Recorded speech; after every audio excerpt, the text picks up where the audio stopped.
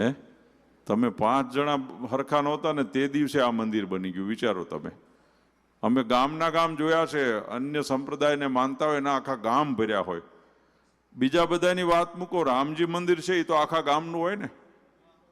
ગામના ગામ જોયા છે, રામજી મંદિરના નળિયા ઉડી ગયા છે.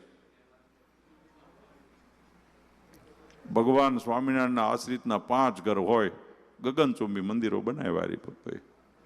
ભગવાન કેવી સગવડતા આપી. હમણાં જ હું કથા કરીને આવ્યો. તાવેડા ગામ છે મહુવા પાસે, ખૂબ સારા હરિભક્તો છે, બવાડિયા ભાલાળા પરિવારના. ગામ નાનું એવું છે. સત્સંગીના ઘર આ બે વડીલોનો પરિવાર ને બીજા કોઈ બહારથી આવ્યા હોય એવા. 20 વર્ષ પહેલા ભવ્ય મંદિર બનાવ્યું છે. એનો પ્રતિષ્ઠાનો ઉત્સવ કર્યો. પ્રતિષ્ઠાના ઉત્સવમાં 60 લાખ રૂપિયાનો ખર્ચો કર્યો. 20 વર્ષ થયા ને એનો. 20 વર્ષનો પ્રાટોત્સવ ઉજવ્યો, એમાં કેટલો? 60 લાખનો ખર્ચો કર્યો. અમારી શોભાયાત્રા, પોથીયાત્રા નીકળે ને, રામજી મંદિરે થઈને પોથીયાત્રા નીકળી. ગામનું મંદિર જીર્ણ થઈ ગયેલું. ભગવાન રામજીનું મંદિર. પૂજ્ય લાલજી મહારાજ પધાર્યા. અમે તો જ્યાં જઈને રામજી મંદિર હોય, શિવાલય હોય, માતાજીનું મંદિર હોય, જીર્ણ થઈ ગયું હોય તો અમે ભેગી ટેલ નાખી કે ભાઈ આ કરો ને, આપણું સનાતનનું છે. ગામના સરપંચને બધાને બોલાવ્યા, આપણા હરિભક્તોને બોલાવ્યા. કે તમારે મને દક્ષિણા દેવી પડશે, 7 દિવસ કથા કરીશ.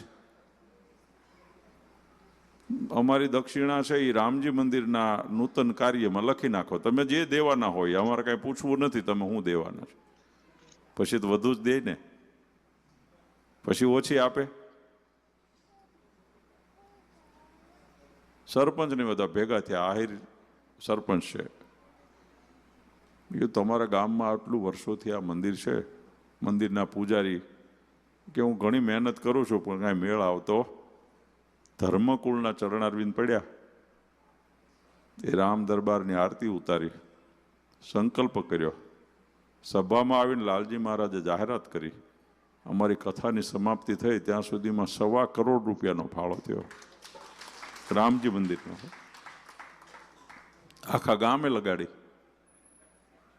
રામજી મંદિર લગભગ 60 વારમાં હશે. આજુબાજુમાં 2-3 આહિર ભક્તોના ઘર, જૂના ઘર, એને બોલાવીને માંગણી કરી, તમારું જે થતું હોય એ તમે લઈ લેજો. સાંજે બધા આવ્યા, અમારે કાંઈ જોતું નથી, રામજી મંદિરના ભૂમિ પણ કૃષ્ણાર્પણ લ્યો. શું ન થાય? આપણો ભાવ મહત્વનો છે.